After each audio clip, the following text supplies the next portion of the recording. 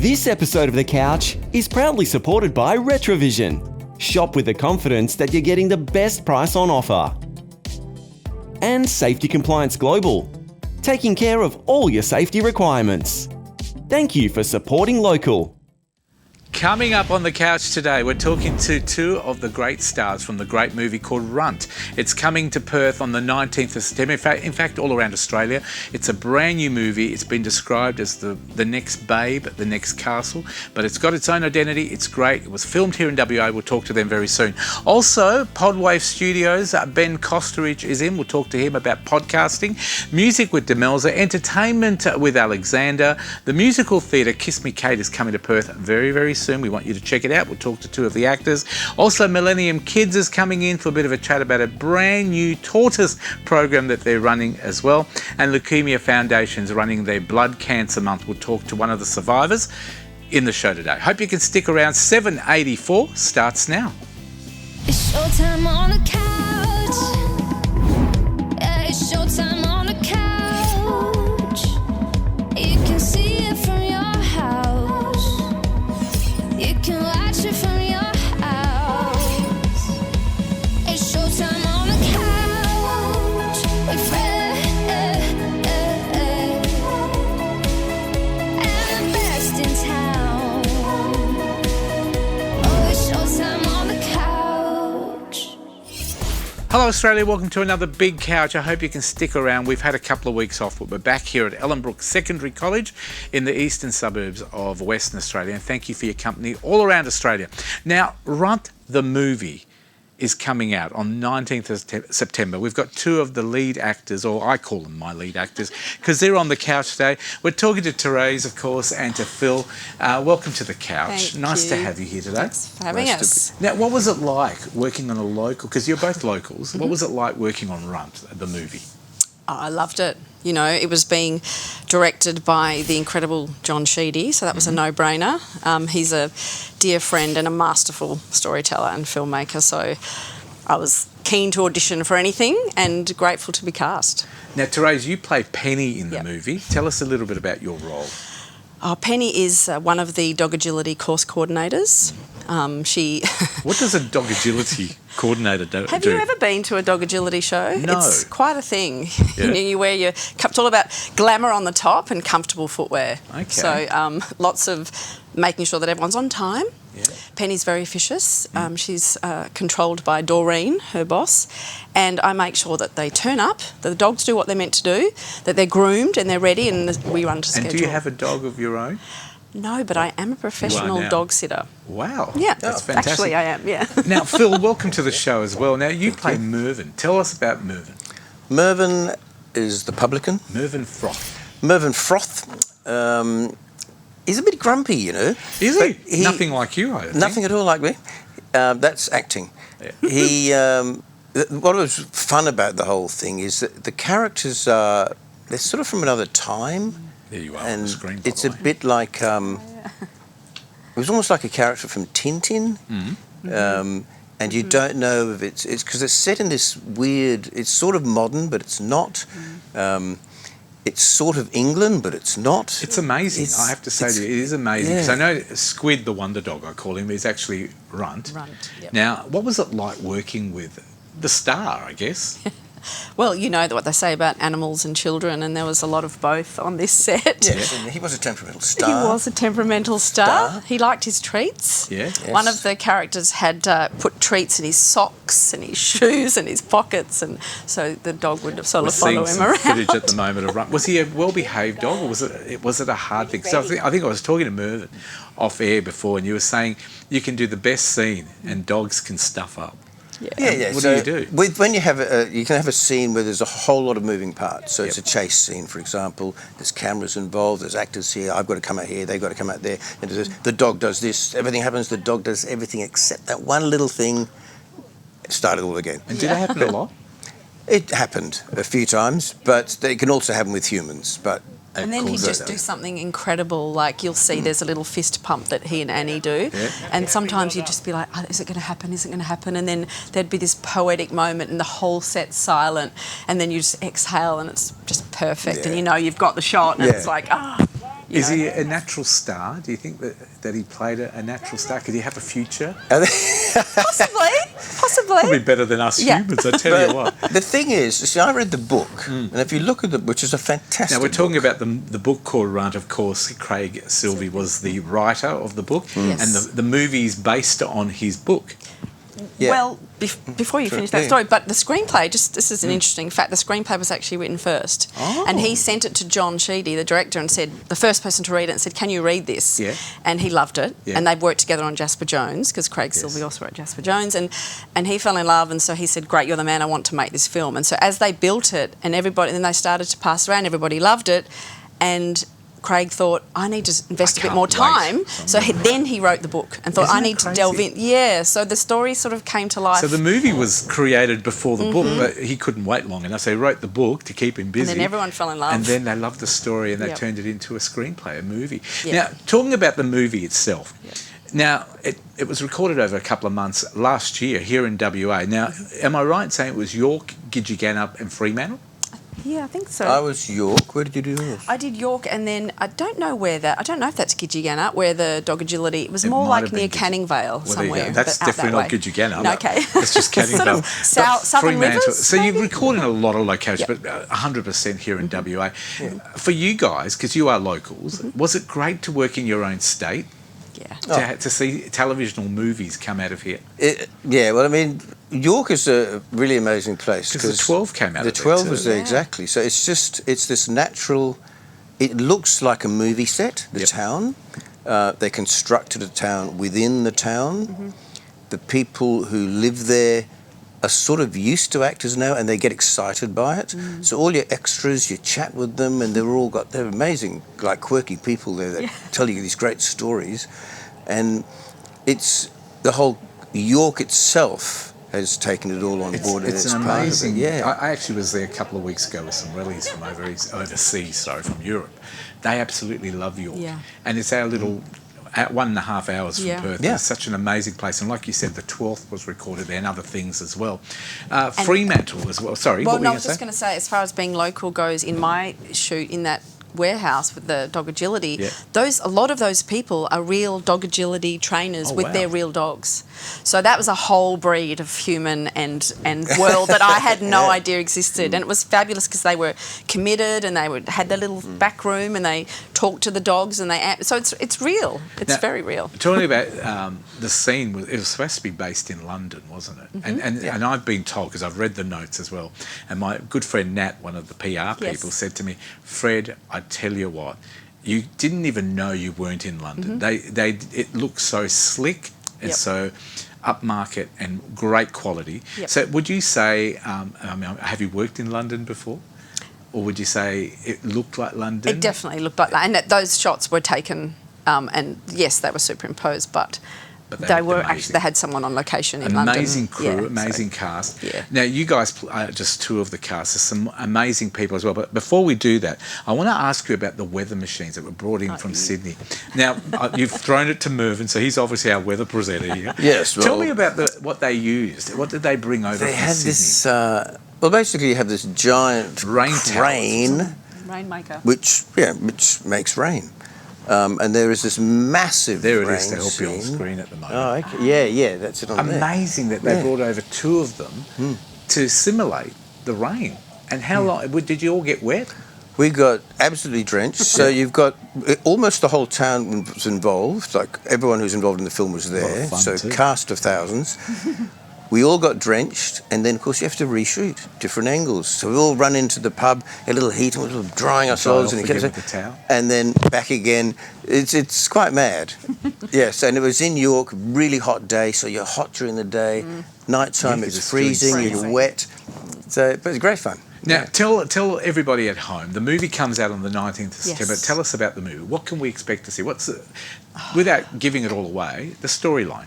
Oh, it's a warm, heartwarming family story, and as as Phil alerted to, it's in that beautiful time that John Sheedy does so well, where you never really know. The characters are larger than life. They're all beautiful and nuanced because that's what he's brilliant at. Well, we also get to meet 11-year-old Annie Shearer as well. Now, she owns Runt. Yes. Tell us about Annie.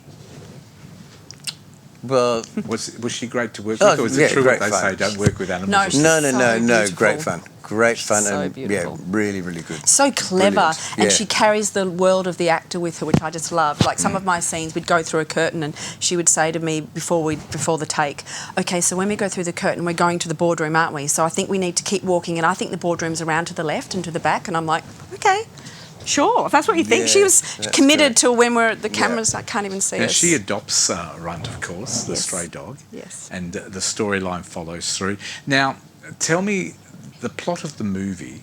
What are they trying to achieve in the movie? Because I think it's something to do with a town suffering through drought. Mm-hmm.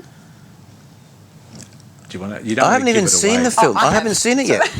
Don't Well, tell me tell what us- happens. Well, let's say it's about a people working together. Yep. Overcoming adversity. You don't need to, be a hero to work together. It's all about community. Yeah. It's about, it's about community and family. And it's a just- very strong theme. And you've got an amazing cast. It's not just two Beautiful of you. Tell me cast. about some of the amazing characters, actors that work with you. There's Jai Cully, Jai Courtney, Jack Thompson. Courtney. Jack Thompson, I didn't meet Jack. That would be, yeah, he would be. I mean, who else was there? Celeste God. Barber, who has an She's an incredible amazing social comedian media as well. presence. She's fantastic in it. Deb Malman, Deb Mellon. she's a Genevieve yeah. Lemon, Some amazing Kath Moore, who plays colleagues. Doreen. Beautiful colleagues. Did Alistair you Jones. enjoy it? It's ridiculous Yeah. when you think about it. Alexandra you- Jones, she's Yes. fantastic. No, look, you've got an amazing cast, amazing crew, writers, producers, Yep. directors. Yep. It's filmed entirely here in WA. We can probably talk about it for another week Yeah. and take up the whole hour and a half that we only have an hour of. But it starts on the 19th of Yes. September, cinemas all around Australia. We're going to go to a screening in the next couple of days. Thank you for coming in today. If people want more information, all we can say is if you love Babe, if you love The Castle, this is going to be the next big thing. These characters are incredibly funny. There's a lot of humour. It's very Australian. It's 100% WA based. So just get behind it. Support the movie. There it is, the website. It is runtmovie.com.au. And we'd love you to go and support it. Thank you for coming in today. Thanks for having us. And I'm sure there's number 2 coming up very soon once this one hits the screens. Thank you for coming in. All the best of luck. Thanks for being here in Perth as well. Thank Absolute you. pleasure. And well done with the movie. Thank you. Thank you. Now, if you haven't caught the details of the movie enough, check out the trailer. Hey, Nanny, don't you have anyone to look after you? Do you want to come home with me?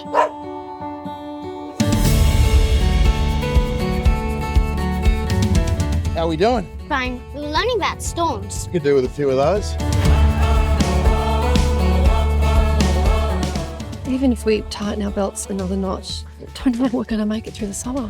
We'll lose our home. We need to fix things. The top 2 dogs in Australia earn an invitation to compete at Crumpets Dog Show in London, which boasts a grand prize of $250,000. That's it! Go! Me and Runt are going to make it to the Crumpets Dog Show. Sounds a bit stupid. Do not think you're in any position to be making judgment on what is stupid. Max! Max! Max! Please tell me someone filmed that!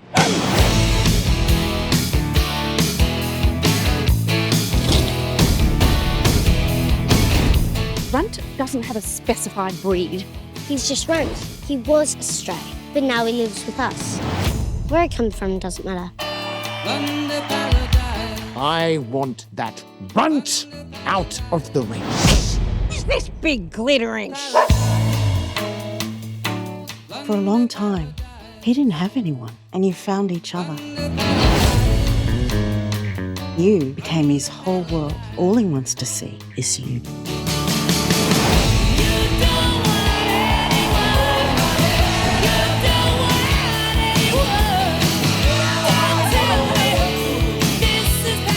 You don't need to fix everything. Fixing things makes me happy.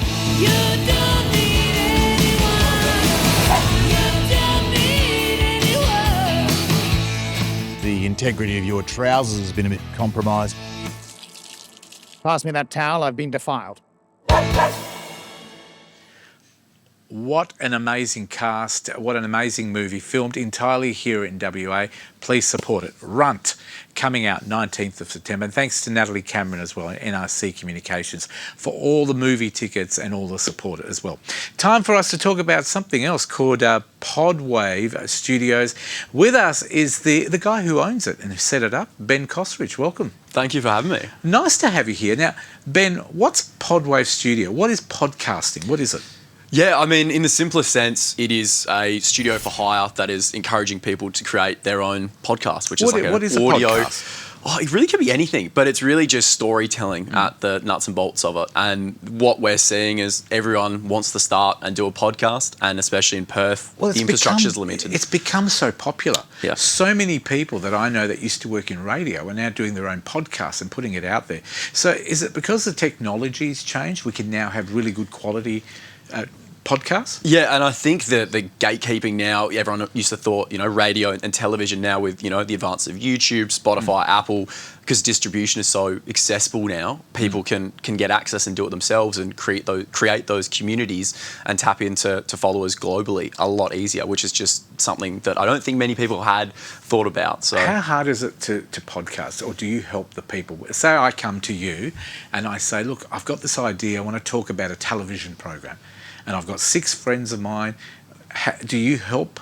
Absolutely. Yeah. I think a lot of people go in with the assumption that it's just like having a chat. And that is in the purest sense, but there's a lot more to think about, the media training behind it and how to actually active listen. And that's something that doesn't just happen overnight. So a lot of that build up, I generally like buying into people's stories because that's what people love is storytelling. And I want to help people do that, and that's what we do. What sort of people come to you at Podwave? Oh, everyone.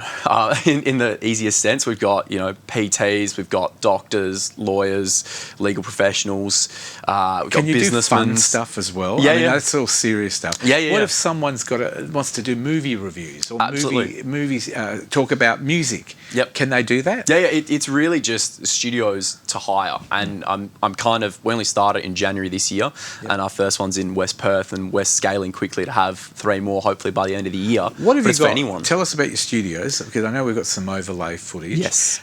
Tell us what gear you've got and what sort of studios. Yeah, so the studio that we set up, the infrastructure, there's the top line microphones, the Shure SM7Bs, which if anyone watches the podcast, a lot of them use them across the set. There we go. There's me lurking in the background being a producer. And then we have a variety of cameras. So the whole program is set up. So you can record it even on camera as well? Yeah, so we have the lighting, the cameras and the audio. And when people rock up, it's pretty much a plug and play. So you just sit down, you focus on it, and by the end of it, you've got a pretty much near live perfectly produced podcast. So you provide the studio, you provide the equipment, you provide the guidance and support as well. And what if someone's never done any production? Say I want to go in and I want to do a movie review show every week, and I have no idea how to use the gear. Do you run it all for us? Yes. So you do it all? Yeah, so the options, it's all flexible based on what people want. So some people might have an inclination to do it themselves, and that's where we go, sure, the studio's yours. If you want a producer to make sure nothing does go wrong, then we've got that. And the next steps, which is the editing, the sending it out into the World Wide Web, which you don't hear very often these days now, but all of that, we can sort of build it around whatever they want, because it is a daunting experience. And I mean, the scary fact is that I think if you make it past 20 episodes, you're in the top 2% of That's podcasts. Fantastic. So if you make more than 20, you're doing all right. Because a lot of people stop because it gets too difficult or it's too complicated, and the equipment. What's the benefit? What's the advantage of doing podcasting over the old technology? I mean, really, it's resonating with your audience. I feel that storytelling is something that everyone likes, and depending on what community you've got, you've really got this ability now to capture high quality video, audio. And it's pretty slick. And use it for multiple purposes. So I say to everyone, you can record for an hour and you've got maybe a month's worth of content. You can post these short things on TikTok, Instagram. You can convert it to blogs. You can have written. You're hitting all the senses, and it's all from potentially an hour of talking, which just sounds so insane. I guess if you ever wanted to be a radio star or a TV star, this could be your entry. A ticket in. And how long, is there a minimum time that they need to book? Can they do a 15-minute podcast, a half an hour? What's the usual? So we really try and do an hour minimum. We find that by the time you've if you're doing it with someone else, you want a few minutes to sort of make people feel comfortable, because it is also, once you see there's cameras, some people get a little bit jittery. So we sort of operate on an hour minimum, and that typically is enough. But we've had groups do full days, 6 hours, and I commend them for that, because I don't know how you can speak for 6 hours straight, but some people can, and we've got the facilities to do it. So would you urge people to give it a go? If they've got the inclination, they've got the idea, do they need to contact you? Yeah, again, I'm more than happy literally just speaking with people, because I feel it's, especially now that its distribution is free and we've got that ability, you'd be surprised at, by doing something, everyone wants to be viral, but how your small community will go, oh, I loved your podcast, and there's almost that recognition of, oh, hey, I gave it a go, and yeah, my neighbour or someone who's going like, hey, I like that. And you can run it as a social thing, or and pay for that, or you can actually run it as a commercial venture and hopefully make a lot of money out of it as well, which a lot of people have done. Website, how do people get a hold of you? What's your website? Yeah, so we're podwavestudios.au, so if you Google it, it'll come up. We're on all the socials, so Instagram, Facebook, TikTok, and really it's me and my business partner, so if you message us, we're pretty quick to get back to you, and yeah, it's more about just reaching out and giving it a crack for yourself, and hopefully you enjoy yourselves. But yeah, any questions, just feel free to email us, support@podwavestudios.au. Thank you very much. Ben, look, I wish you all the best. Look forward to hearing more about you. We'll get you back on the show. And if you're interested out there in podcasting your own stuff, whether it's legal, whether it's medical, whether it's about food, whether it's about movie, television shows, anything at all, contact Ben Kostridge, of course, at Podwave, and he'll help you as well. And I didn't ask you, is it expensive, or is it, people can negotiate a rate? Oh, I mean, it depends. We sort of go $250 an hour. That's not bad. And it sort of scales up depending on what you need. But there you go. I'm all about helping people start, so I'm not trying to price gouge and destroy them. $250 an hour is pretty good. Give it a go. If you've got a plan, if you've got an idea, and you want to see it happen, speak to Ben at Podwave, and he'll help you as well. Ben, thank you for coming in today. No, thank you so much for having me. It was all a the pleasure. best. Thank podcasting you. away at Podwave Studios in West Perth. It is West Perth. Yes, you said? and soon to be West Leederville. And West Leederville as well. Perfect. And soon up in Brabham maybe as well. Thank you very much. We'll take a break on the couch. More coming up right after this. Talking music and talking entertainment and much more. See you then.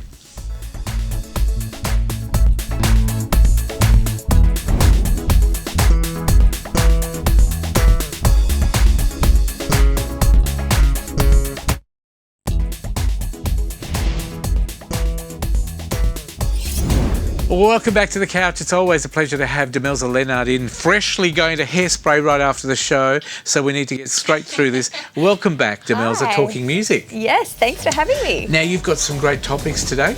I do, lots of topics, but sadly we're starting off with a little bit of a sad one. Fat Man Scoop passed away in tragic circumstances. While he was performing. While he was performing, the very last thing he actually ever said was put your hands up. Like, if you hit a party, put your hands up. And for someone like Fat Man Scoop, for that to be the way that he kind of went, very fitting, lovely guy. Like, everyone who's met him, everyone just has glowing reviews. And you know, I love the fact with Australia, he had a love affair with us. He absolutely loved Australia. He appeared on the project so many times. Yeah, because he was doing R&B Fridays. And he used to do radio shows for it, and then he used to host it and MC it, and he just brought that party. But he was such a very respectful, very humble rapper, and it's really sad that at 53 he's been on the stage and then collapsed doing what he's Do you know what? It's sort of it's obviously very sad that he's passed away, but I have to say,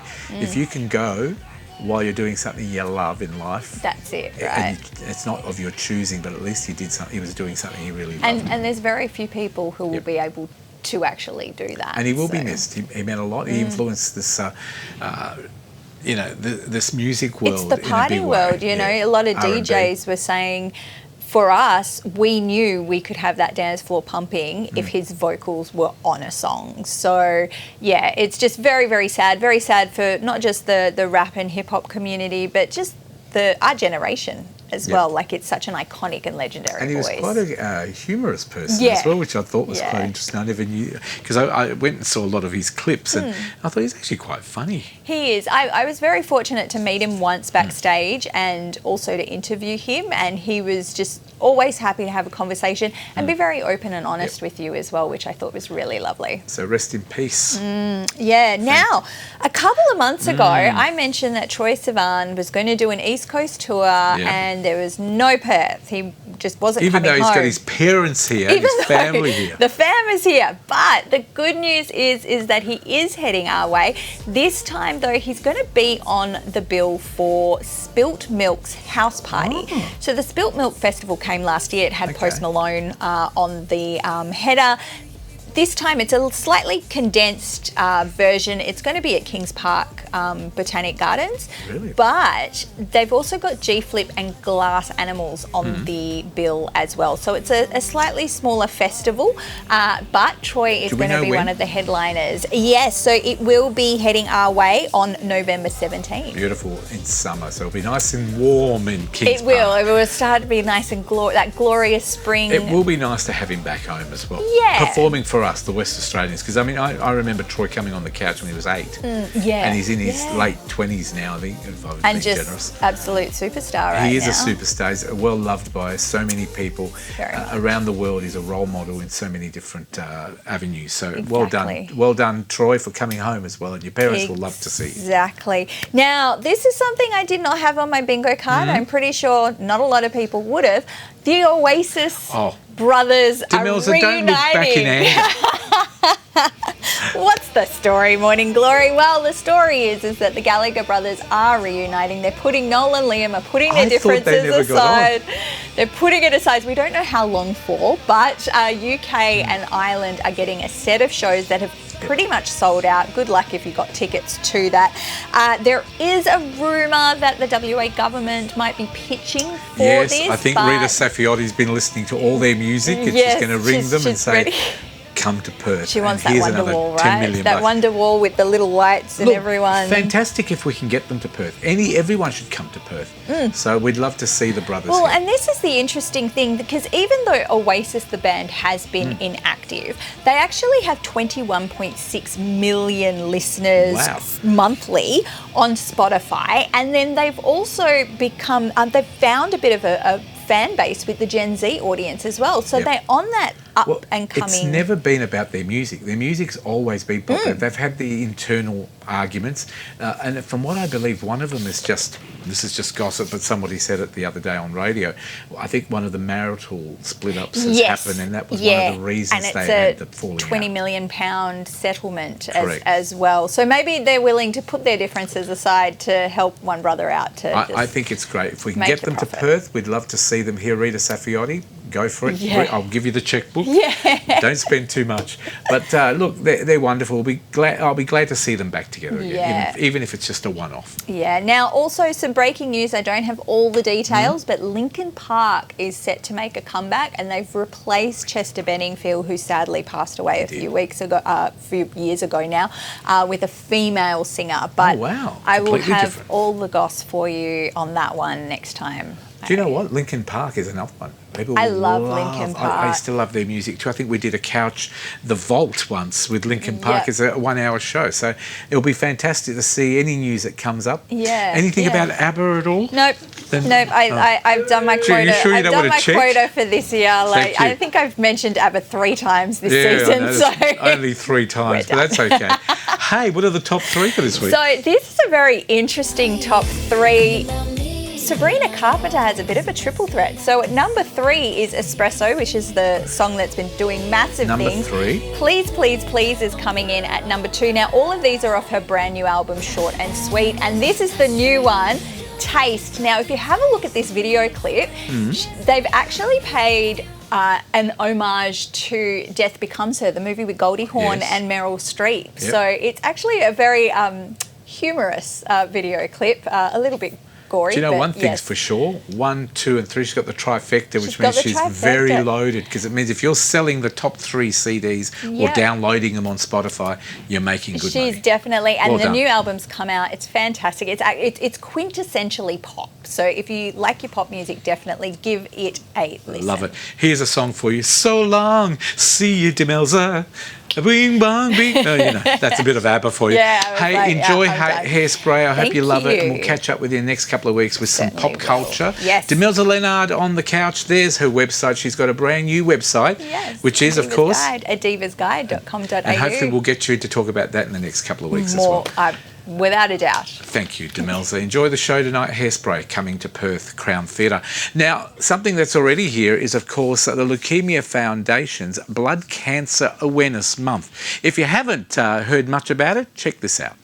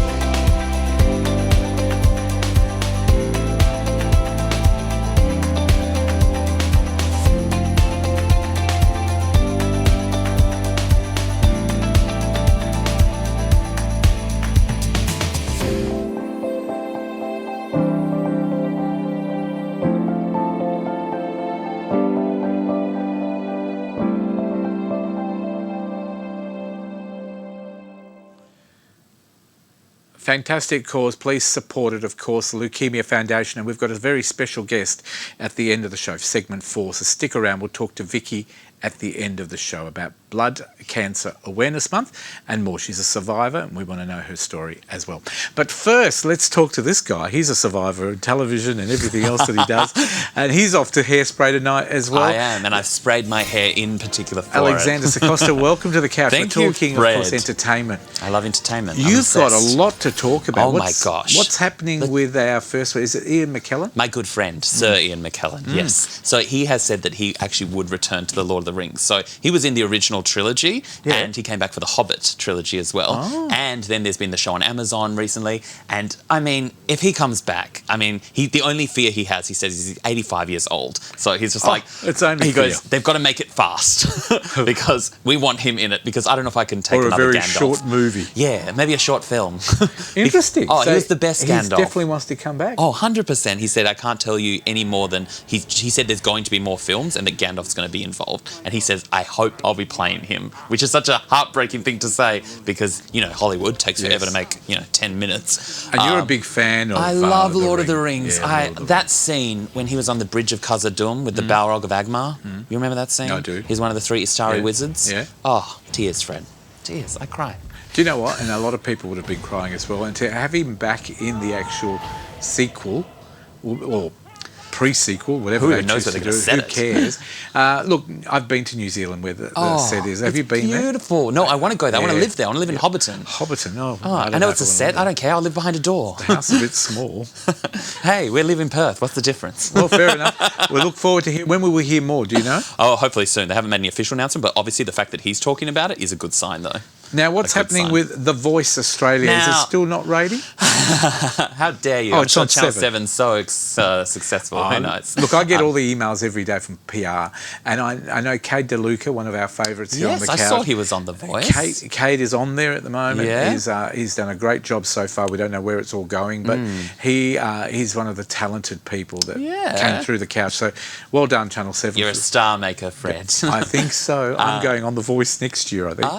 I'm going going on the opposite of the voice. silent The voice. silence. Yes. It's quite a show.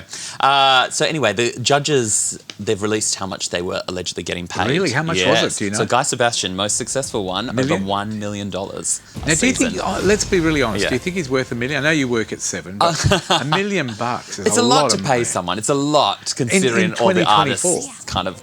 You're trying to support the arts, and I get it, but it feels like that show's very much about the judges. But do you reckon if they offered him $500,000, he still wouldn't do it? Of course he would do it. That's I a don't lot know, of money right? for like a well, couple that's of months. Kate Miller-Heidek is on $500,000, Yeah. and then the other two, Adam Lambert and Leanne Rimes, somewhere around the $750,000 Isn't it mark. funny to think that the international stars I know, are getting less than paid Guy less? Sebastian. Guy Sebastian getting that But dosh. you do know Channel 7's good at paying for people's accommodation and things like that. So Fred, what are you Alexander goes, where do I leave? Where do I leave? What? No, I you never never saw know that problem. docu- What? Hey, I reckon Four that- Corners, what?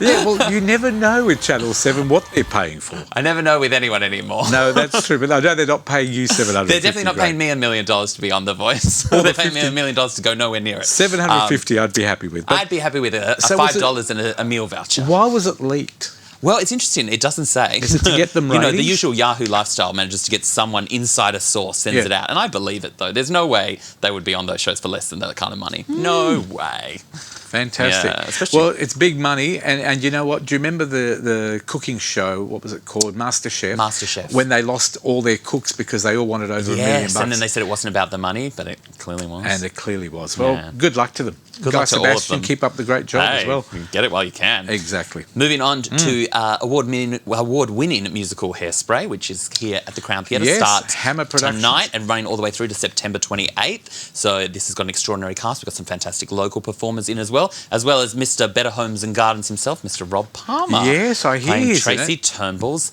He's going to be mama. really interesting. Yeah, there he is, He's playing all dolled up. He's doing the John crossed Travolta over. Yeah. character. Yes. Definitely interesting. I would have got John Travolta for that sort of I'm money. sure he would have flown over. Hey, he You would also have got- flown himself in his own Qantas plane. Landed on the ceiling. Perfect, Yes. Fred. Perfect. We have Fantastic. Chelsea Plumley as well as Brendan Hansen, Paige Falau as Tracy Turnblatt as well. Tell me, when a musical like this happens, Yes. I know you're an actor as well. Do you audition for different roles? It depends on how the musical is structured, but sometimes a director may choose to kind of reach out to people they Yep. want to play roles Yep. and offer roles. So there's and no then- interview process where they call exactly. out for actors. Yeah, otherwise you might do an open casting call for certain roles. Depends how you want to structure it. So it varies. Because I reckon you could have played that character. Who? Tracy's Yeah, mum. well, why not? I would have played any character. Hairspray is an amazing story, amazing two movies. And The original John Waters And one. it's going to be interesting to see the new audience that will go and see it Yeah, as a it's- new generation. The messaging is very important, obviously, because it talks a lot about race relations, Correct. and I think very prescient in the Well, it times was a we live in leader. now. When the movie first came out, it was all about that. Yes. Separating, race and all that sort of thing out of it, and bringing music was bringing people together, which I think they've done that in the two movies, Yes. especially adding humour to it. Yes, that I always think the helps. John Travolta character, that once they put him in as the female, now, of course, you've got him on the stage play, not John Travolta, but Rob Palmer. It's going to be interesting to see It will be how interesting. I'm reacts. looking forward. I'll have to let you know what I think when I see it tonight. Anything else? Anything else? Last thing is Jai Courtney. So Yes. Jai Courtney, who's a Whopper graduate, so we can claim him like we claim everyone who went to Whopper. He was in the movie. This is a movie called Runt, which was shot in Western Australia. And we had the actors on today. Oh my gosh, that's so exciting. So any movie with a dog, Fred, I'm there. I've got to see it. Jai Courtney actually became a dad for the first time last year and brought some of that experience to his character in Runt, which is a family movie, which was shot here in York. It's obviously the story of 11-year-old York, Annie Fremantle Shearer. and Gidgee. Oh, the three I best learned- places I of Western learned Australia. everything. And it was all based in London is where the theme was. It was all filmed in most of it Fremantle. It's an amazing movie. You're absolutely right. Comes out on the 19th of September. Yes. So and all Australian cast. Celeste Barber's in it. Hilarious. Yep. Can't go wrong. You've got an amazing Yeah. cast. I didn't even know they were recording. They kept it pretty quiet Yeah. so people wouldn't disturb the the York sets, of town. course, yeah. But look, congratulations to them, and I hope there's more movies I coming hope up. so, because we've got so many wonderful locations, so many talented actors. Yeah. Well done. More WA. I'm all Well for done it, Fred. to, I'm all to for Jai it. as well. Yeah. Thank you, Alexander. If people want more Thank you, information, Fred. which camera? This one here? This one right here. Yep. Obviously, head on over to alexandersacosta.com or on Instagram or TikTok. Thank you very much. Now you can go off to the fifth job for the day. Evolve Pop Culture Expo, Fred. I love it. Enjoy Check that out as well. Hairspray. We will take a break. More of The Couch coming up right after this. Stick around.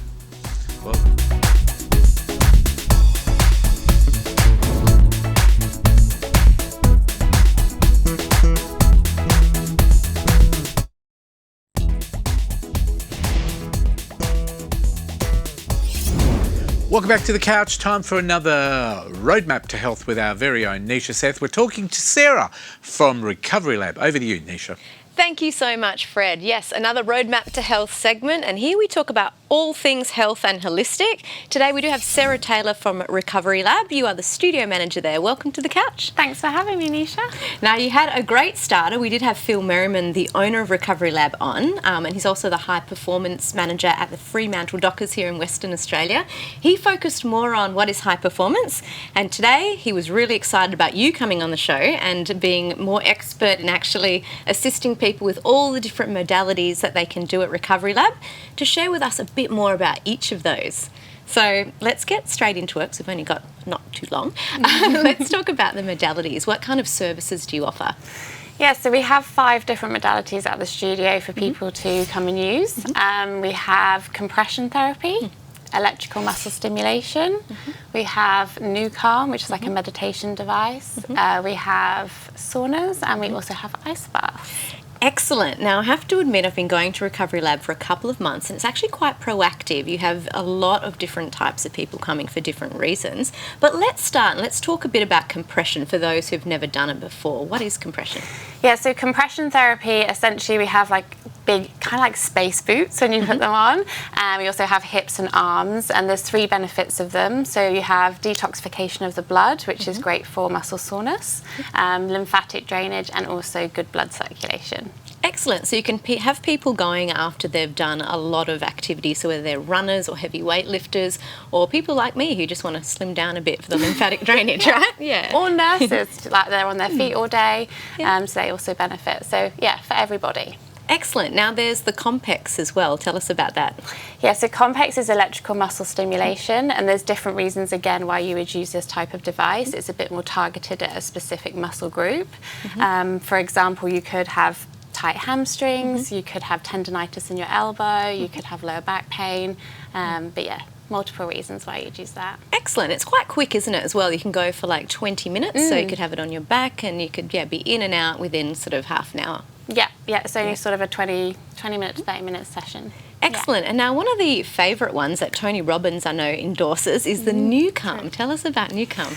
Yeah, so NuCalm is more unknown to people, but it's got an incredible technology behind it that was created by a neuroscientist, where you have a biosignal disc and it calms your central nervous system. So amazing for anyone who's stressed, anxious, poor sleep. Yeah, it's a beautiful experience. Wonderful. So you can do compression and the NuCalm together? We do offer that, yes. Yeah, and you can do like compression of your arms or your hips, also your legs. Yes. Amazing, proactive as well to do. Now the next one is one that is really quite popular now because it's anti-aging. They've talked about it decreasing, your biological age, is the saunas. So you offer sauna options at Recovery Lab as well. Yeah, we have infrared saunas at Recovery Lab. There are 2 different types of saunas out there. A lot of people know about the traditional steam saunas, but we have infrared saunas. And the reason why we do is the infrared wavelengths are really beneficial for deep muscle relaxation because they penetrate deep into the muscle tissue. And then also great for your skin benefits, your hormones. How do you think I'm looking, Sarah? Brilliant. Your skin looks great. I have to say that. Because of Recovery Lab. still. Wonderful. Okay, and the steam, so that doesn't offer potentially the same level? No, and they run at a higher heat, so you're talking about sort of 80 to 90 degrees in a steam sauna, which is brilliant for detoxification. You'll get a really good sweat on, but the infrareds run at a lower heat, sort of 60 to 70 degrees, so the wavelength is a certain length to penetrate deep into your muscle tissue to get that deep muscle relaxation. Wonderful. And sports recovery or recovery in general from any sort of activity, you want to get deep muscle relaxation as well. Wonderful. So there's 20-minute or sort of 1 hour options. Now tell us about the ice bath. Yeah, so the ice bath is the one that's the biggest fear for a lot of people, but once you get there, get in, have the experience, you feel brilliant afterwards. There's so many physical benefits, but also mindful benefits, and you'll find that actually over time you crave it from a mindful perspective. And you can mix up the protocol, can't you? I sound like I know what I'm talking about, but I don't. Repeating what Sarah told me yesterday. So if you can go sauna, ice bath, sauna, ice bath, sauna, ice bath in sort of a set sort of prescribed timing, and the blood detox, because I guess everything's coming out and going back in, and so... Yes, so contrast therapy has become very popular as well. So you're going between the hot and the cold, and you're correct. You have sort of a pumping action with the capillaries, which is a really good whole detoxification process of the body. Okay, wonderful. Now, when we had Phil on, he did say, high performance is for everyone. Some people might be looking at Recovery Lab and going, well, I'm not an athlete, I'm not running every day.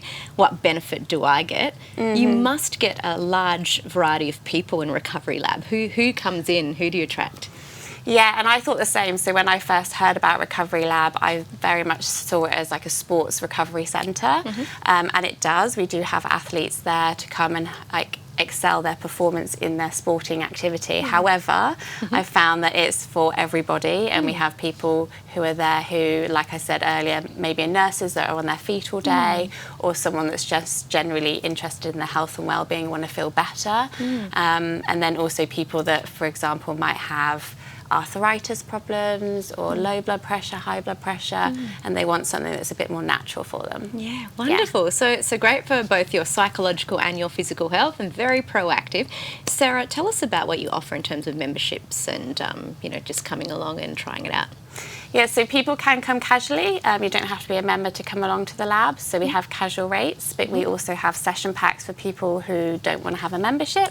And then those that come regularly, like yourself, Nisha, we have memberships that make sense for people from a financial perspective if we are coming on an often basis. Yeah. Excellent. Well, Sarah, thank you so much for coming on the show. Very excited to have you here and obviously to share what Recovery Lab do, because we have so much research in that psychosomatic space now. It's important people know what's on offer. And Sarah did stand at the end of the ice bath when I first went and helped me do my breathing. She is really in there helping you out. So are the rest of the team as well. They're absolutely wonderful. Thank you so much. We'll look forward to seeing you again, hopefully one day. Yeah, thanks for having me. It's been great. Excellent. So if you've missed any of that, of course, and for more information on the memberships, you can go to recoverylab.com.au. Now, there are a number around Australia, but the one here is in Jolimont. So just search that one on the website and you'll be able to find out more information. But for now, it's back to you, Fred. Thank you, Nisha. I just want to know if I have to bring my own ice to the ice bath. I'll talk to Sarah privately. We'll take a break. More of The Couch coming up right after this.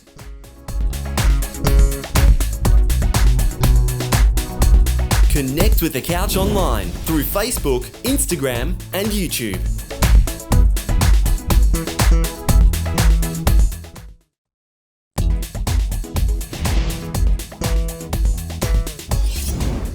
Welcome back to The Couch. We've got Millennium Kids coming up very, very soon, and we're talking about this wonderful tortoise and the project that they are running here in WA. But first, Blood Awareness Month is coming up with the Leukemia Foundation. Check this out.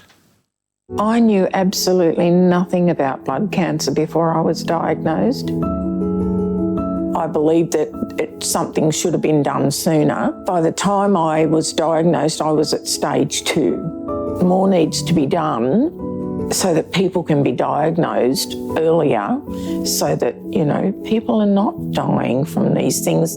I'd like to think that if people were unwell, that they wouldn't be treated any differently from anybody else.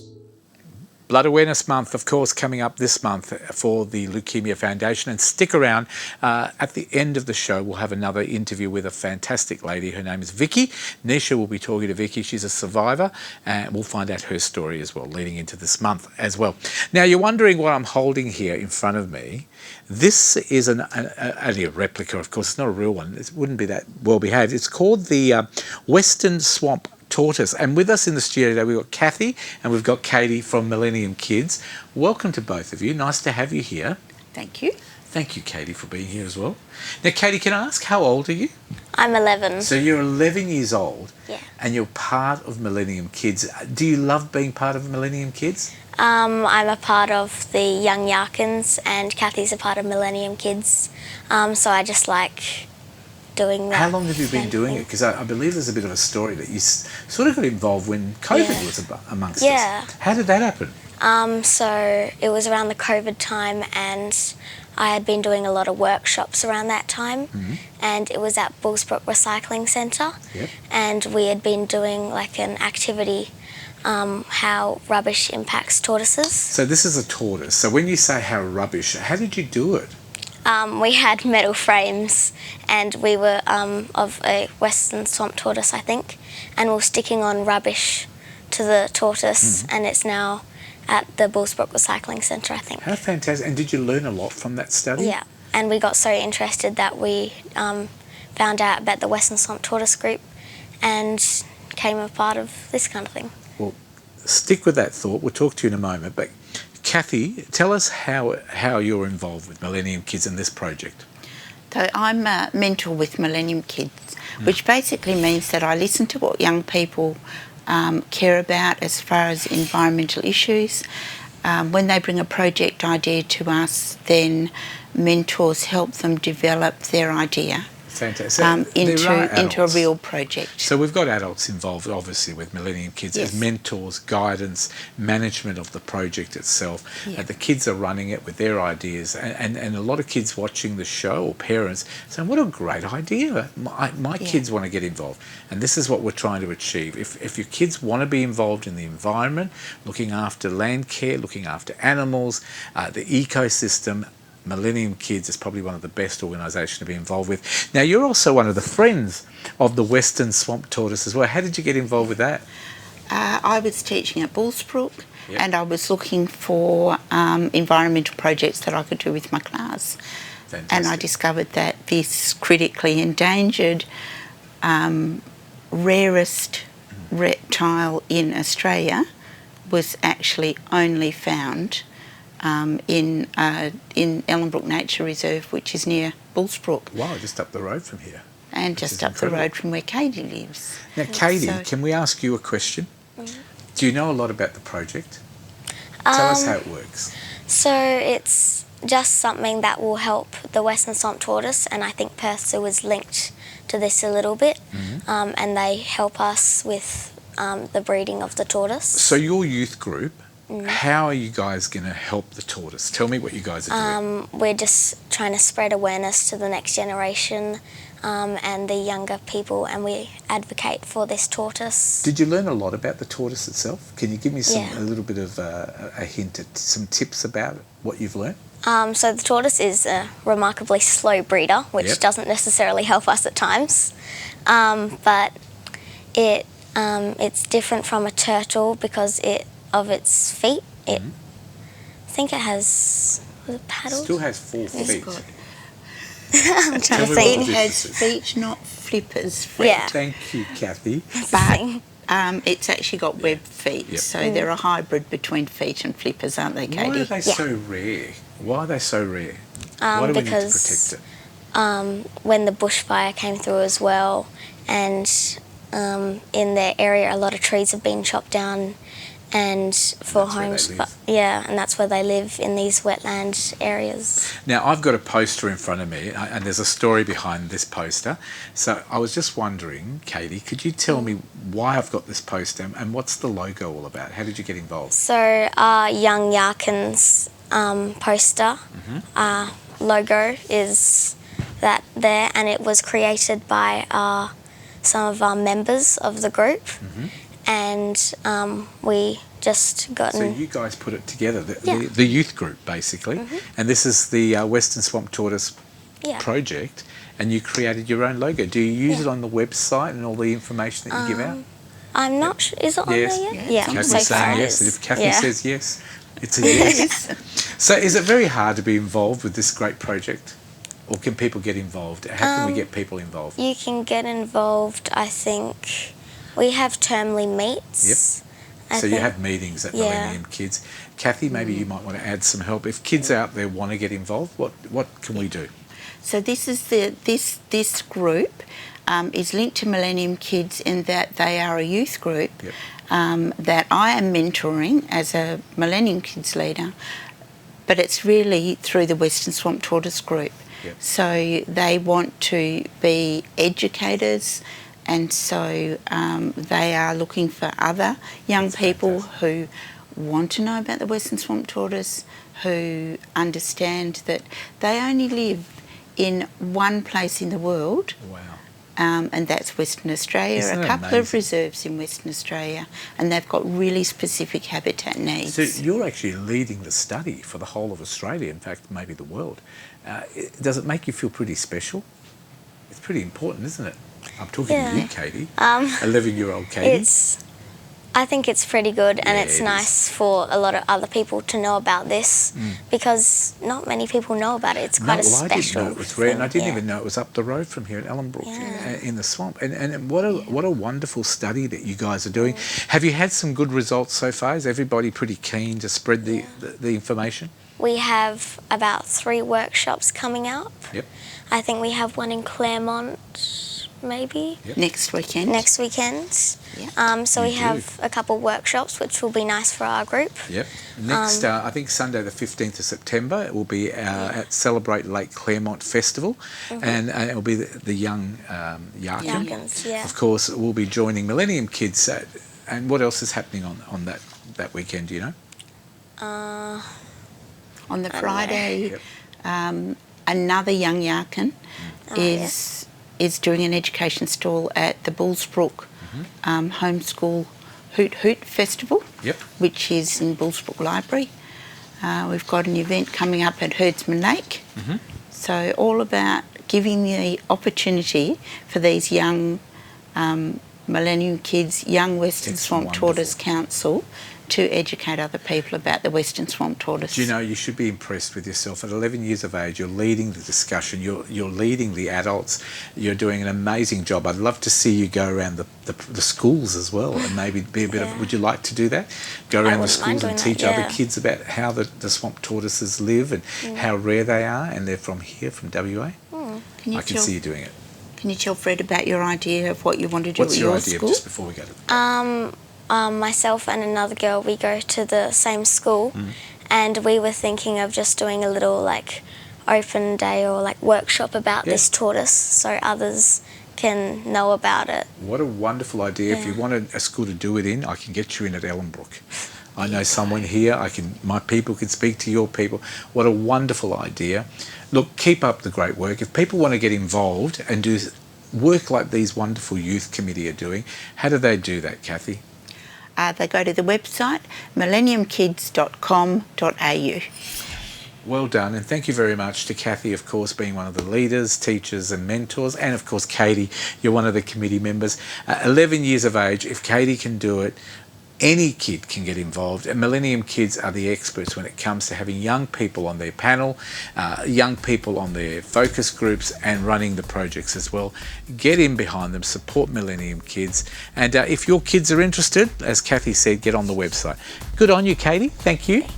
Well done. And Kathy, thank you very much. Keep up the great work.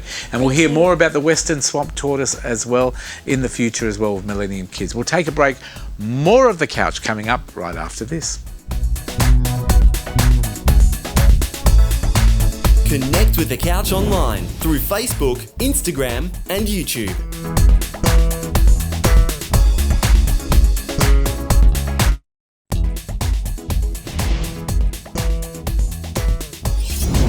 Welcome back to the couch. Emotional intelligence is what our guests don't have while they're laughing while I'm trying to announce the show. But we're going to find out more about emotional intelligence with Nisha and Dr. Paula Smith. Over to you. Thank you so much, Fred. I'm so sorry. Dr. Paula Smith always makes me laugh within 5 seconds of sitting next to her. Great social intelligence as well as emotional intelligence. Welcome back on the couch. Thank you. Do you know, I think it's my 21st couch birthday today. Is it? Yeah, not in years, but in episodes. Okay. Yeah. Well, congratulations. I didn't prepare a cake, but let's go. Happy birthday to me. Yeah. You brought me a cake. Next time we'll prepare that. That. Now, Paula, you're always talking about really interesting topics, and we know that there's so many different types of intelligences out there. Tell us about those. Yes. Well, it was always IQ was the reliable predictor of success. But of course, we know that that's not just the case. And we need lots of intelligences, multiple intelligences to thrive, both at work and in life. Excellent. And one of those that we're going to focus on today, which is really important, and especially in the workplace as well, is emotional intelligence. Yes, we are. But as well as emotional intelligence, there's other intelligences such as cultural intelligence, there's social intelligence.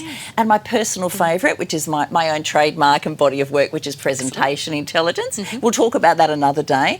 But yes, today is all about emotional intelligence. Excellent. So when we say emotional intelligence, what is the definition of that?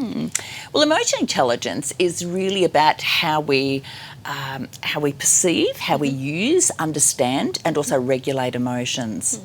And why is it so important to, I guess, A, be aware of EI and to use it? Yeah, well, it's critical to build and maintain relationships. And there's 5 dimensions of emotional intelligence. It's not just about our emotions. So one dimension is about self-awareness, and we're not always as self-aware as we think we are. And it's also about how we manage our emotions. There's empathy, how empathetic we are. Motivation is another one, and it's how personally motivated we are to achieve our goals.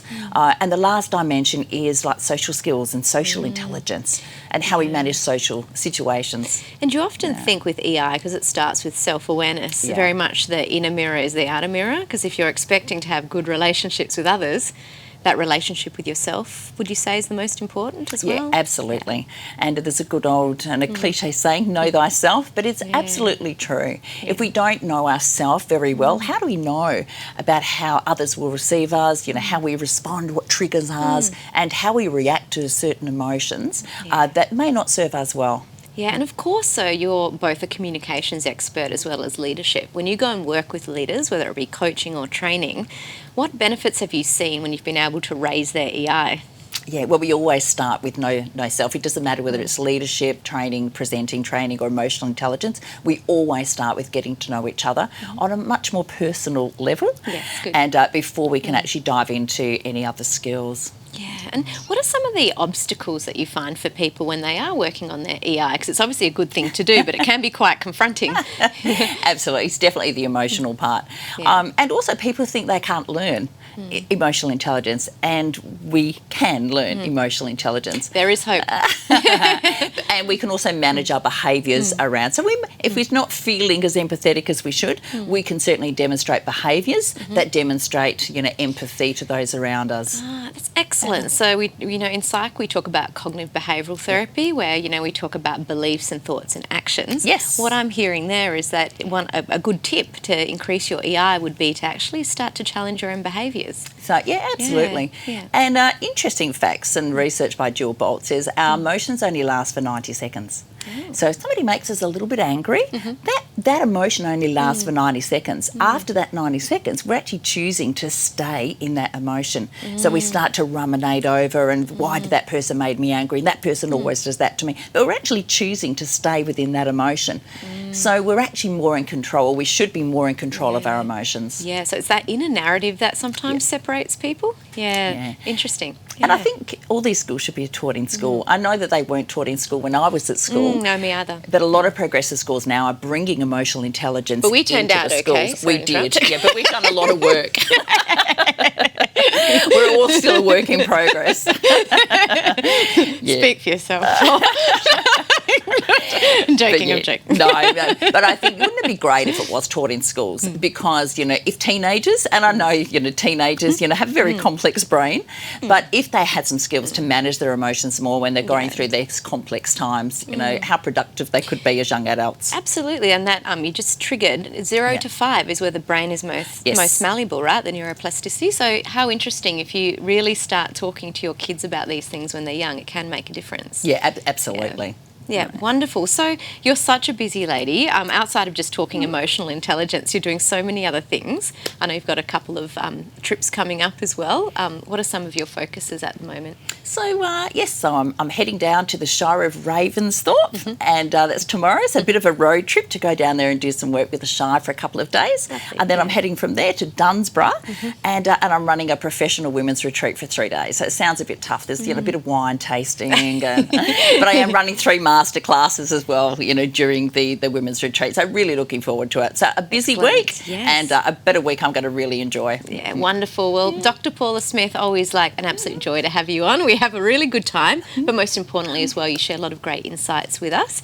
Where do people find out more about you and the courses that you run? They can go straight to my website at paulasmith.com.au. Yep, or pick up the phone. Yeah, wonderful. Well, thank you so much, and we'll see you again for your 22nd. 22nd. And we'll have something for you. Yes. I never forget a promise. Okay. Fred, write that down for me. Well, thank you so much. If you missed any of that, of course, you can go to thecouch.com.au, our Facebook page. Otherwise, it's back to you, Fred. Thank you very much. And emotional intelligence, too much for me, I tell you, between the two of them here. You can only ever have so much emotional intelligence. Paula Smith, thank you very much. Nisha, thank you very much. We'll take a break. More of The Couch and more emotional intelligence. That's a buzzword now. Coming up after the breaks. Stick around. Connect with The Couch online through Facebook, Instagram and YouTube.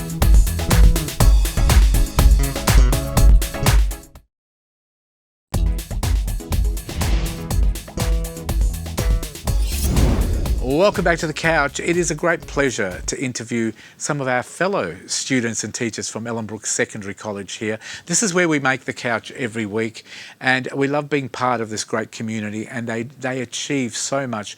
This school has so many talented kids, whether it be in the arts field or creating businesses like the Just Start It program that runs here as well. We've got some special guests. Let me introduce, and I'll try and get all the names right. We've got Aslan, Agatha and Samar. Thank you for coming in. You're the students. And of course, we've got the teacher at the end.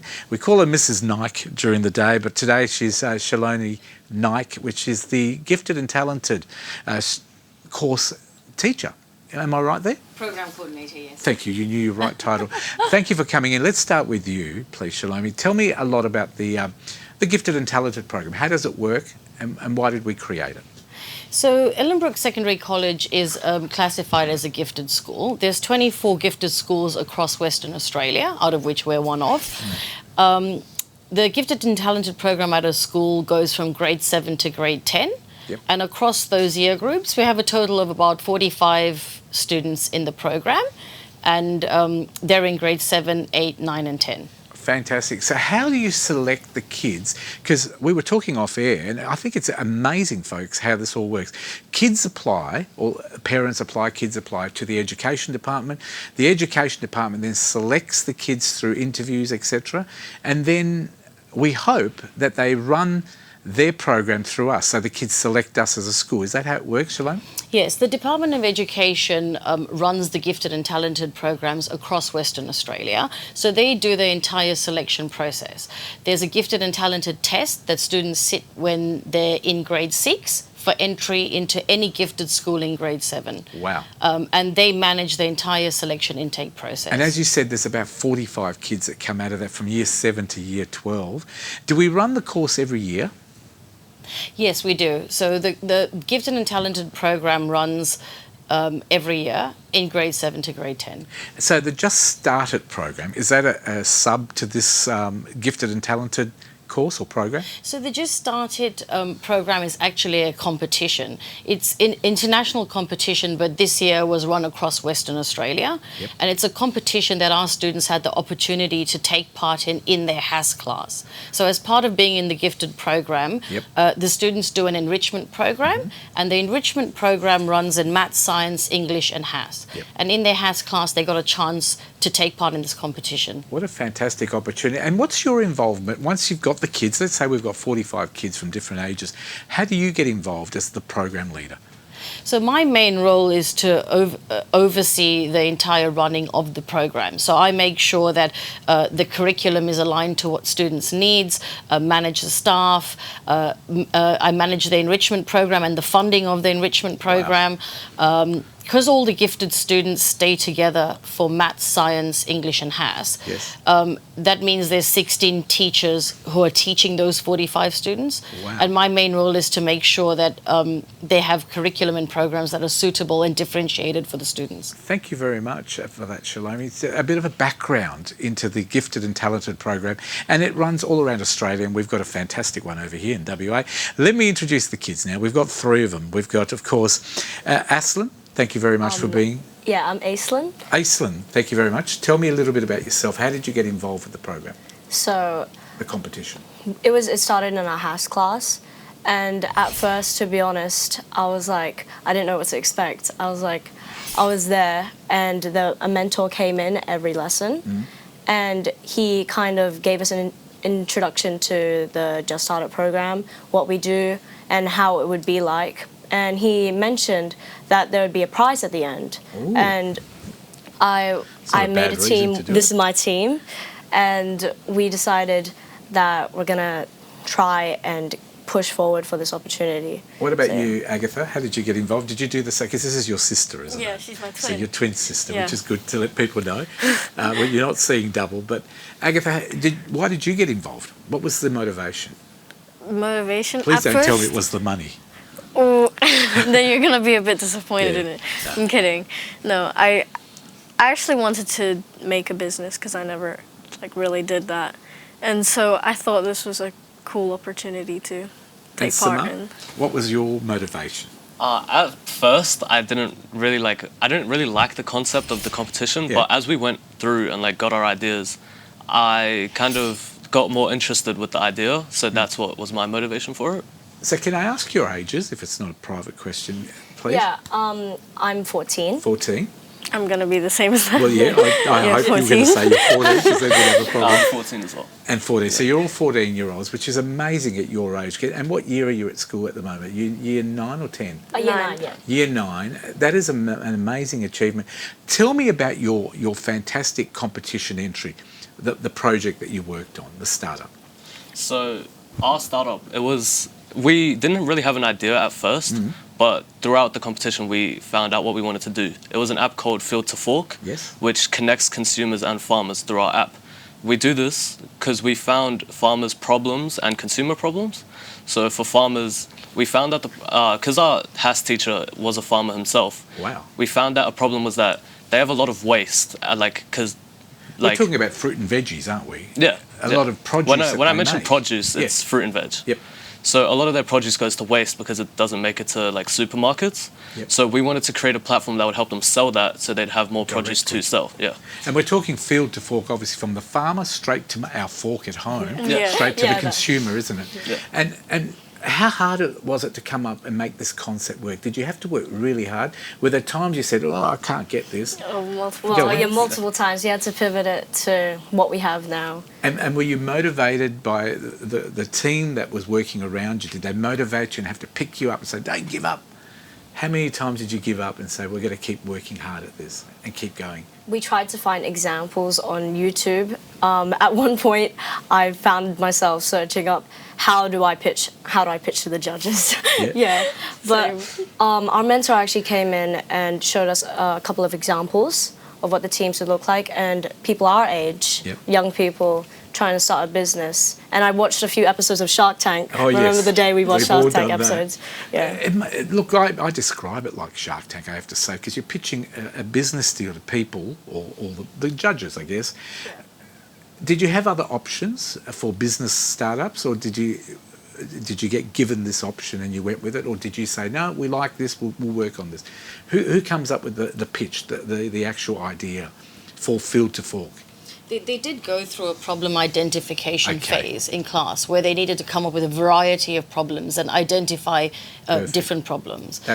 They came up with the idea of getting produce, like waste of produce. So it's pretty good for 14-year-olds to come up with a way of saving the world, which I think it's a great concept.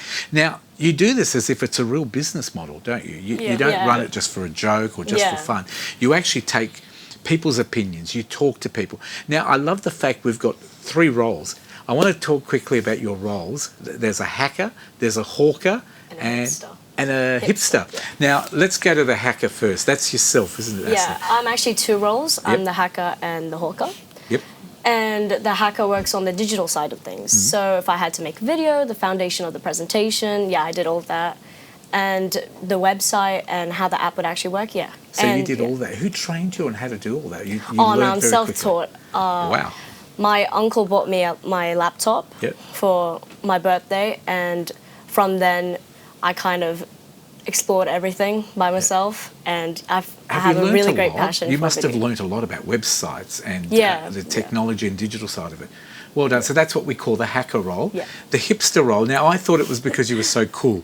It is. But it is. You just keep saying it is because I'm cool. What did you have to do in your role? So I collect all of the stories from the people who are experiencing the problem, and I just... So it's you really talk to just people, a connection, So you talk to people like me and I say, this is what I'd like it to achieve. I need to get the food to me quicker. I need it here by the morning.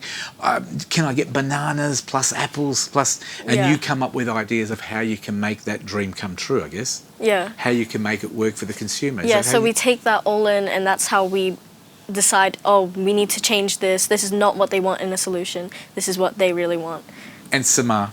So I was the hawker, which deals with like the business and pricing side. Yes. So I had to like estimate the costs for setting up our startup and like our an Uber projections. Eats app in a sense, but you were delivering farm produce to me. So how did you come up with prices? How did you know at 14 years of age how much you should charge for everything? So we had like a rough guide on how much everything would cost, but there was a lot of, I had to research like how much it costs for say like trusts costs and stuff like that. So yeah, it was just mainly through research and our mentor who gave us a lot of insight on the pricing. I think this segment's wonderful, so we're going to continue with it because I want to get the whole story out because you guys are amazing and there's a fantastic end to the story, but I don't want to get to it yet. What did you learn individually? What have you learned from this? I mean, picture yourself in 5 years' time, maybe running your own business. What have you learned?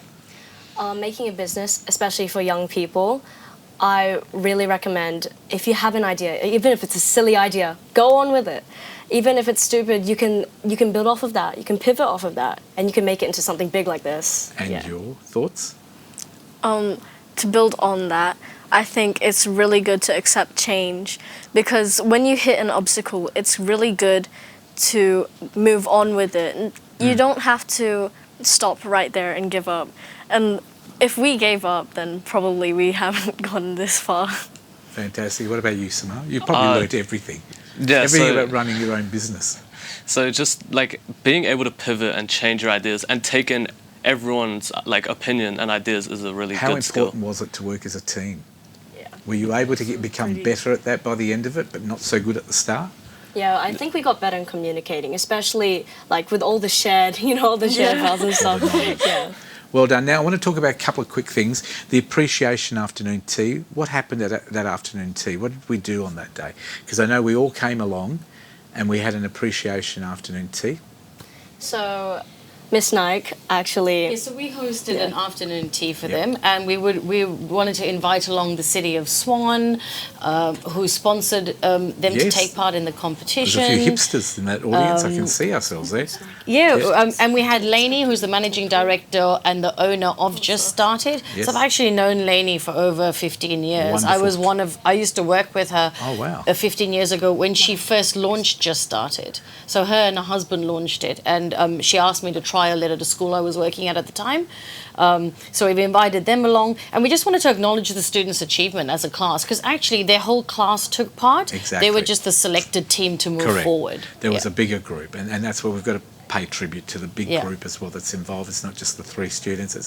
We couldn't get them all on set, and we can't get them all into the studio. We also, I have to say, we had the winning award as well. I know that we won.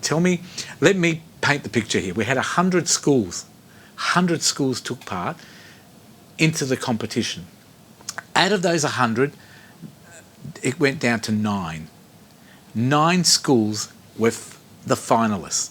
You then went to a gala final, which you were invited to.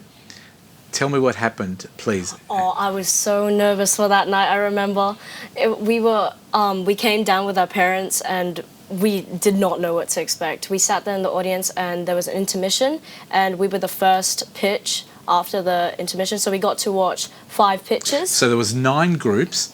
You were one of them. You had to do like Shark Tank. Yeah, Pitch your idea to me. There were, how many judges were there? There were like 6 or 7. Yeah, 6. There would be 6, and they would just sit right in front of you and you're just speaking to them. And did you feel intimidated? Were they scary looking, or were they on all the stage? It didn't actually feel that scary. Yeah. Okay. But yeah, it was fun on that night. And then all the judges had to go away for, how many minutes was it? Like 10 minutes. And then they to make decided the who the winner was, and on that night they presented the winner. And when you heard, I mean, I was saying to you off air, did you sort of go through all the other pictures? Were you at the beginning or at the end or in the middle? We were in the middle. Yeah. In the middle. So you got to see a few before and then a few after. Yeah. Did you sort of go, we've got this, we can win this? Or did you sort of go, oh, I don't know, they're pretty good? How well did you think you went? It was our first time doing it. So I'd say when I was there, I was like, oh, I think we did pretty good considering that it was our first time doing it. But yeah. Well, congratulations, because do we want to announce this? You actually won the award. Yeah. And we're going to give you a big round of applause in the studio.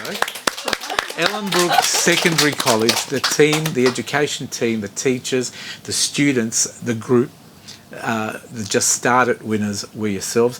What did you get for winning? Because I know we've got some vision of you getting your presentation check. What did you win? We won $5,000. $5,000, but the check was huge. I saw it. Who banked it? Who took that check and tried to bank it? Come on. Samar probably tried. What? Now you've won the money. You guys own the idea. Congratulations on the win. And can I just say, it is an amazing achievement. Having been a public school student myself, it puts a lot of faith in how good the public school system is and how important it is to everything. We are a government school, a public school, and you guys should really be honoured. And you're such a privileged team in the sense that you beat a lot of private schools, 99 other schools and competition entries. You did really well. Do you sort of pinch yourself and go, we did really well? Well, sometimes I can't believe it. On the night I couldn't believe it. I went home jumping and everything. I bet you did. And did your parents sort of say, oh, wow, they won? Oh, yeah. And what are you doing with the money? You don't have to tell me individually how much you spent, but are you going to put it into something else? Have you all sort of worked out what you want to do with it? Put it into a business or something? Or just use it for the raw show or something? So we all decided we want to use it for like personal stuff. Yep. Because we're not going to put it into the business because we're really busy right now. Of we course. just want to keep it for ourselves. Yeah. Oh, well done. Congratulations. From here, do you reckon you'll look at running your own business in the future? I don't really. I'm going towards business law. I want to be a lawyer when I grow up. Beautiful. So yeah, this was a really good opportunity for me to get a gist of and everything. You're very grounded. All 3 of you are grounded, as well as your teacher as well, Mrs. Knight. Can I just say one answer each, and then we'll wrap it up. What was the greatest thing about being part of this? One word. Greatest thing for each of you individually being part of this competition. Oh, I'm grateful that I got this opportunity, especially for my school. And my parents, who supported me throughout this entire thing, driving me everywhere I needed to go. If I needed to do validation, surveys, even driving me to the night, supporting me there. I'm really grateful for that. They're taking a slice of the check as well. And what about yourself, Agatha? I really liked the experience. I think that being able to take part in this and have that experience, that's it. It's just experience. It's a great experience. And what about you, Samar? You bought yourself a new camera. You're going to take some photos because you love taking photos. No, just everything I've learned and all the skills I've been taught from doing this, it's just really helpful for things that I want to do in the future. Well done. And Miss Nike, the teacher. Where do we go from here? We've got another program coming up, more students. Well, the enrichment program that they're part of will have opportunities, projects, competitions throughout, until they finish grade 10. We're very proud of you here at Ellenbrook Secondary College. It's a wonderful achievement. It's called the Just Start It program. It is part of the Gifted and Talented program at the through the Education Department. Everyone can enter yearly, and we'd love people to get in touch. Now, if you want more information, all we need to do is go to www.ellenbrook Secondary College, which is abbreviated there, sc.wa.edu.au. That is the website. It is the school website. Google it, Ellenbrook Secondary College, if you didn't get my info there. Watch this clip again online on thecouch.com.au. Congratulations to all of you. Thank you. And I'm pretty sure you're going to be business leaders in the future.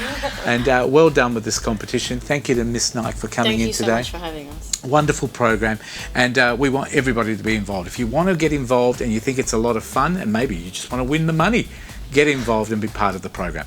Thank you again. We'll take a break. More of The Couch coming up right after this. Connect with The Couch online through Facebook, Instagram and YouTube.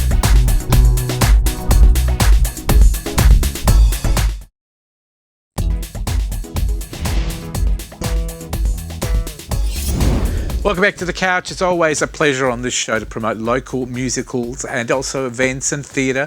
And we're not doing anything different today. Nisha's got a couple of lovely ladies who are amazing actors in a fantastic comedy coming up, musical comedy called Kiss Me, Kate.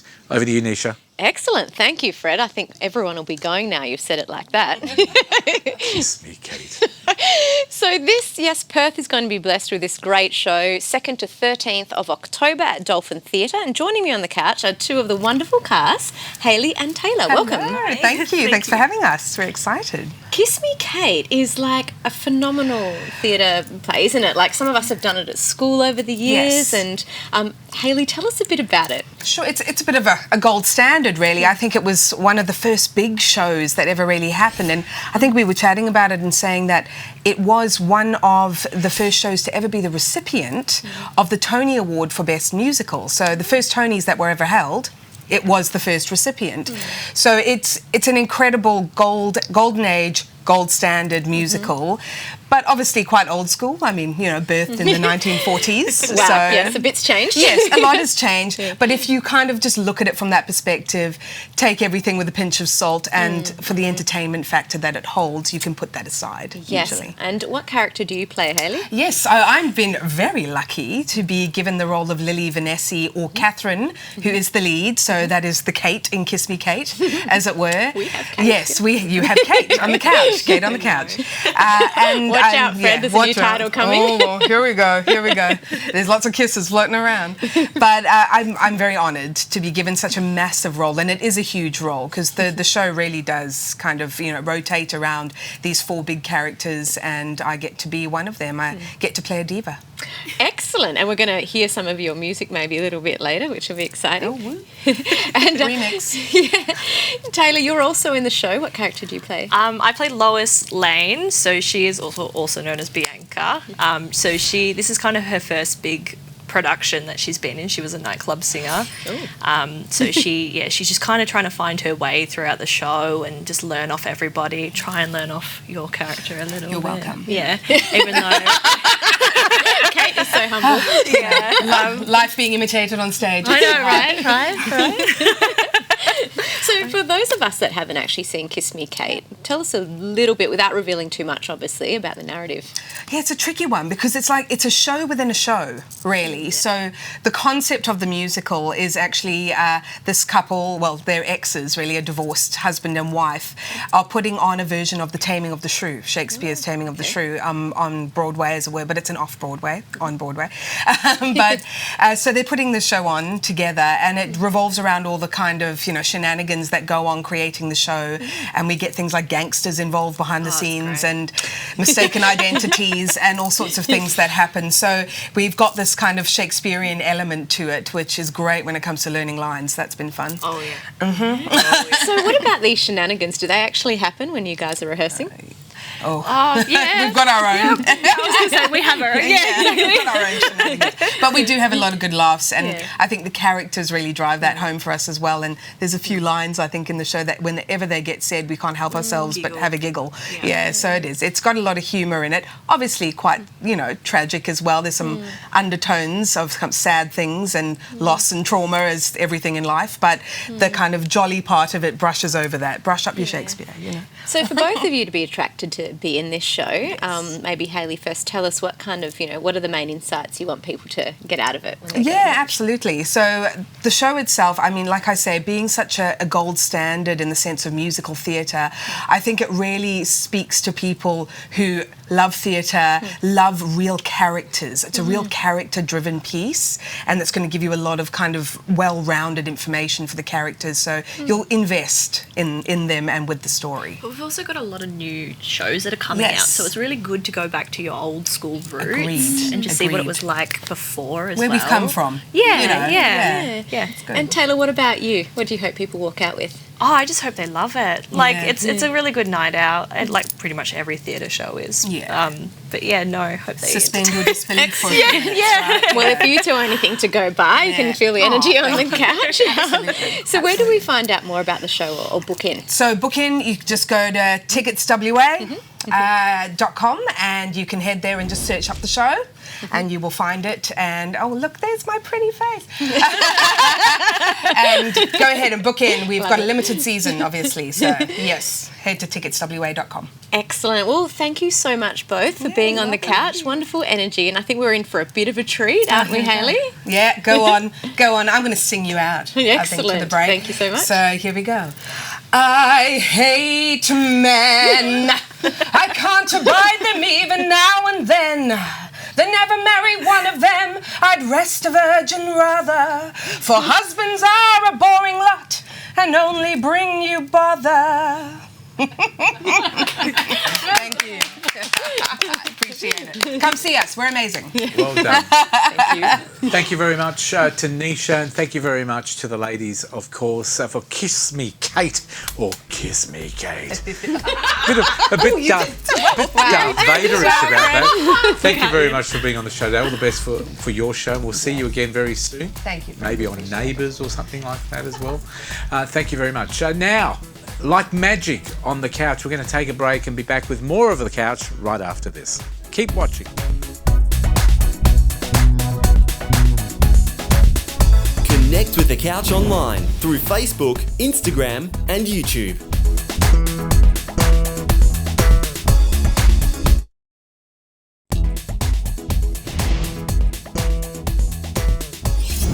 Welcome back to The Couch. As I said, Vicky is our next guest on The Couch. So, of course, we're talking about Blood Cancer Awareness Month. It's happening at the moment, September in Australia.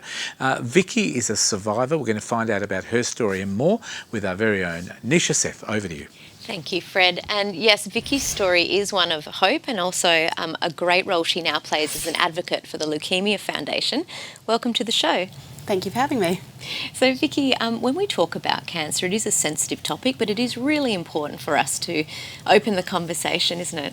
Yeah, definitely. The more we talk about it, the more stories we share, the more education and awareness is out there for everybody to learn from.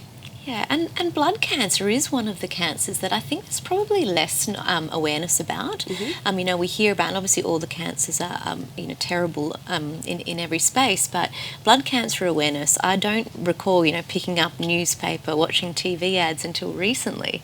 It was always breast cancer or lung cancer. So first of all, well done on your work, because I think as an adult and youth advocate, that's a really important space to be in. You have your own personal story, though, which courageously you've offered to share with us today. So tell us about your journey first with blood cancer. Yeah. So back in 2016, I was 29 and young, fit and healthy 29. I'd just been married 6 months earlier. And I was a FIFO worker, so I fly in, fly out. I'd work 28 days on, 28 days off. And so we were talking a little bit about symptoms before, and one of the key blood cancer symptoms is fatigue. Yes, can be masked. Yes. A bit hard to separate that one from my job, not going to lie. But what turned the corner for me was I found a lump in my neck, and I was due to fly back to work, so I thought, I'll go and get that checked before I leave. Multiple different tests and different diagnosis, shall we say, until I got to the point where I was actually diagnosed with stage 4 non-Hodgkin's lymphoma. I was told that I needed chemotherapy to survive, but that chemotherapy would likely leave me infertile. So one of the biggest challenges in the AYA cancer space is the impacts of treatment, particularly around fertility. I, unfortunately, was so advanced that I didn't have time for IVF, so I had to be fast-tracked into IVM, which is hardcore IVF, for want of a summary version, very quick. So you go through the additional hormones, the additional everything, surgery before you even start treatment. I did treatment chemotherapy for 3 months, very lucky to be in remission in January 2017, and unfortunately I then had my egg levels tested to see if the preventative measures, I'd taken other measures as well, had saved any of my eggs or supported my ovaries, and I was told that it had not, and that... Oh goodness, I'm sorry to hear that. It was a really, really hard time, because you get through the treatment, you get through the mental load of treatment and the physical side of treatment, and you get yourself to that other side and you think, right, I'm rebuilding my life now. What does that look like? And for me, that had always looked like kids, and that was the hardest part of the diagnosis, was being told that I was left infertile. It would have been very difficult, and the mental health element, I just wanted to pick up on that. You know, whilst it's a physical illness, it is a mental health challenge, isn't it? 100%. I would say, and I don't want to speak on behalf of all cancer patients here, but it is one of the biggest denominators within treatment of having to get yourself to treatment mentally, physically, spiritually and emotionally, and just talk yourself through it to get out the other side, to mentally prepare yourself for what survivorship looks like, or how you're going to move forward with this in your life, because it's always part of your life.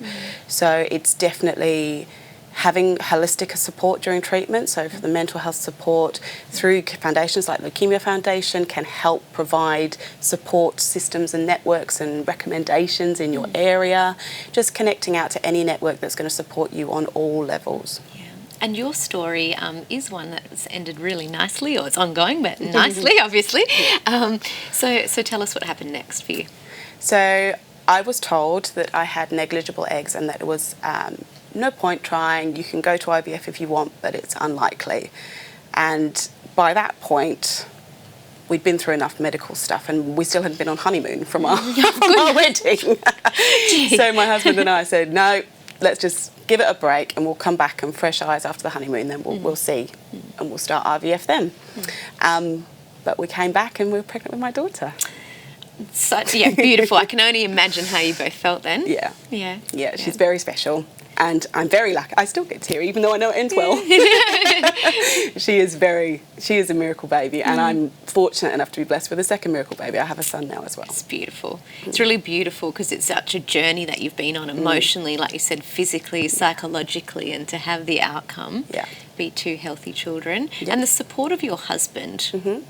Was that critical as well? Very much so. As I say, we were both FIFO workers actually, and during my treatment, one of the other things that impacts AYA patients particularly is the fact that we were both contractors, so I couldn't work for 3 months, so he had to continue fly in, fly out work while I was going through treatment, and we lent on other support networks during that time, but that's a real challenge for partners of cancer patients as well, so that they have to keep paying the mortgage, they have to keep looking after young kids in a lot of cases. Like, it's a very different impact on that age bracket of the population.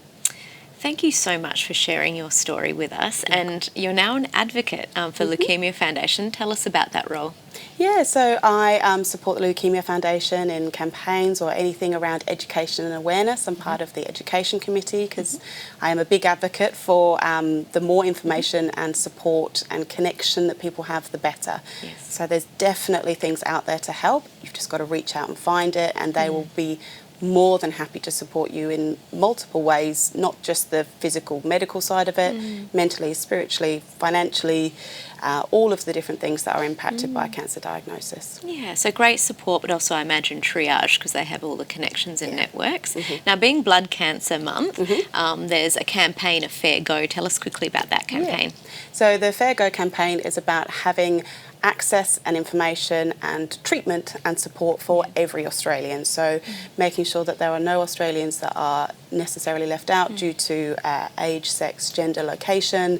Living remotely is a big one. So all those things have additional impacts on individuals, but this campaign is how we can reduce that and how we can move forward and ultimately get rid of all those barriers. Yeah, we were talking earlier, we know that cancer generally doesn't discriminate, but blood cancer is quite unique in the sense of how it's not derived from lifestyle factors, is it? Nope. So you can be very healthy. Yes. It's not genetic, is it? Nope. No? No. As my oncologist said, it's just bad luck. I was like, oh, goodness. That sucks. So tough. So awareness, education awareness is key to the city here. Yeah, definitely. And we were talking a lot before as well about, especially in the AYA space, knowing your body and knowing when the changes occur. One of the big things with lymphoma, for example, is fatigue, night sweats, weight loss, unexplained weight loss, lumps. So mine was in my neck personally and then in my chest. But knowing your body so that when the changes occur, not just explaining them away to yourself, but getting that support and interaction with your GP early on, and just knowing your body and knowing when it's changing. Yeah, excellent. Well, all really sound important advice. And look, so happy. We're all really happy here at the couch that, your journey was tough, but we're happy with the outcome. Two beautiful children, beautiful family, and you're now giving back, which is amazing as well. So thank you so much. And we'll look forward to hearing more from you. Hopefully you can come back and visit us on the couch. I'd love to. Thank you very much for your time. Okay, and where do people find out more quickly just in regards to the Leukemia Foundation? Sure, so online through their website, the Leukemia Foundation, or through their socials on Instagram, Facebook or LinkedIn. Wonderful. Thank you so much, Vicky. Have a lovely afternoon. Thanks. And if you've missed any of that, of course, you can go to thecouch.com.au or our Facebook page. But for now, it's back to you, Fred. Thank you very much, Tanisha, and thank you to Vicky for sharing a story. Vicky, just a quick question for you. Are there other events that people can get involved with in this month of September, since it is Blood Cancer Awareness Month? Are there many events coming up?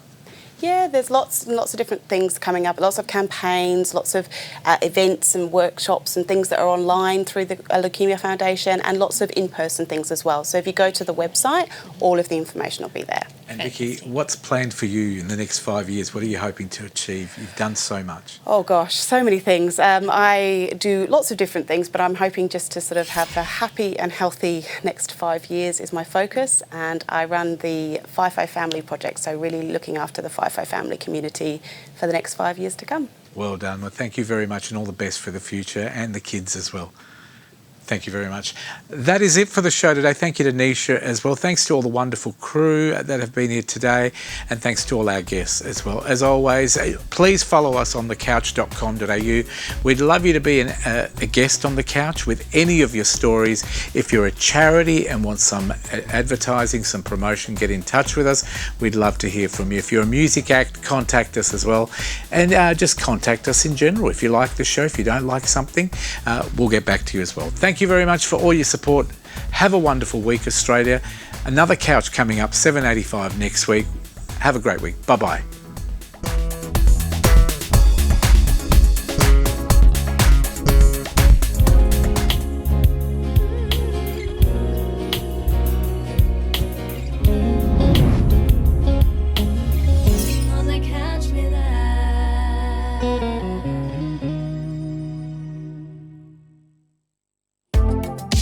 This episode of The Couch is proudly supported by Retrovision.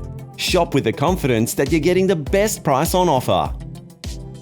and Safety Compliance Global, taking care of all your safety requirements. Thank you for supporting local.